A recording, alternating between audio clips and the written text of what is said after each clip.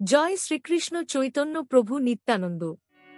শ্রী অদ্বৈত গদাধর শ্রীবাসাদি গৌর ভক্তবৃন্দ, প্রিয় ভক্তবৃন্দ, আপনাদের সবাইকে আমাদের চ্যানেল চিন্তনে স্বাগত। আজ আমরা আলোচনা করব শ্রীচৈতন্য চরিতামৃতের মধ্য লীলার 22তম অধ্যায়, যা ভক্তি, জ্ঞান ও সাধনার শুদ্ধতম পথকে অত্যন্ত সুন্দরভাবে তুলে ধরে। এই অধ্যায়ে শ্রীচৈতন্য মহাপ্রভু শ্রীবলরাম ভট্টাচার্যের সঙ্গে সাক্ষাৎ করেন এবং তাঁকে ভক্তিতত্ত্ব শিক্ষা দেন। শ্রীমহাপ্রভু এই অধ্যায়ে জীবের প্রকৃতি, পরম পুরুষ ভগবানের স্বরূপ এবং ভক্তির শ্রেষ্ঠত্ব বিশদভাবে ব্যাখ্যা করেন। এক, জীবতত্ত্ব ও ঈশ্বরতত্ত্ব। জীব ঈশ্বরের অনুচ্ছেদ অংশ। জীব অপরিমিত নয়, সীমাবদ্ধ ও পরাধীন, সে মায়ের দ্বারা আচ্ছন্ন। ঈশ্বর সর্বশক্তিমান, স্বাধীন, অনন্ত গুণের আধার। শ্লোক: জীবের স্বরূপ হয় কৃষ্ণের নিত্য দাস। এই একটি বাক্যে গোটা গৌড়ীয় দর্শনের সার প্রকাশিত হয়েছে।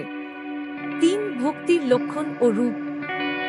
নবদা ভক্তির ব্যাখ্যা: শ্রবণ, কীর্তন, স্মরণ, পাদসেবন, অর্জন, বন্দনা, দাস্য, সাক্ষ্য, আত্মনিবেদন। প্রতিটি ভক্তির ধরনে কিভাবে ভগবান পরিতৃপ্ত হন তার ব্যাখ্যা উদাহরণ সহ দেন মহাপ্রভু।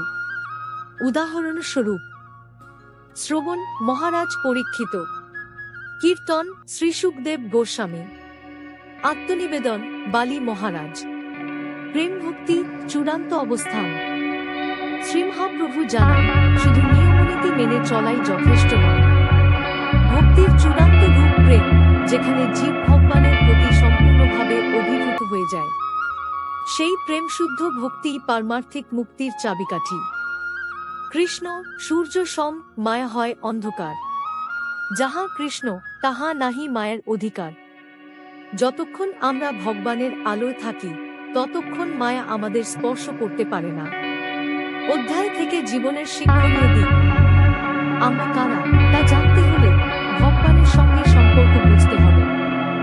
কর্মফলে আটকে না থেকে ভক্তির মাধ্যমে আমরা মুক্তি পেতে পারি।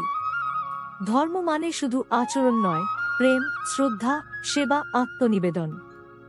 এই অধ্যায় আমাদের শেখায়, ভক্তি হল না কোনো ধর্মীয় গোঁড়ামি, না কোনো রক্ষণশীলতা, বরং একান্ত আন্তরিক সম্পর্ক গড়ে তোলার প্রকৃত পথ। আপনার যদি এই আলোচনাটি ভালো লেগে থাকে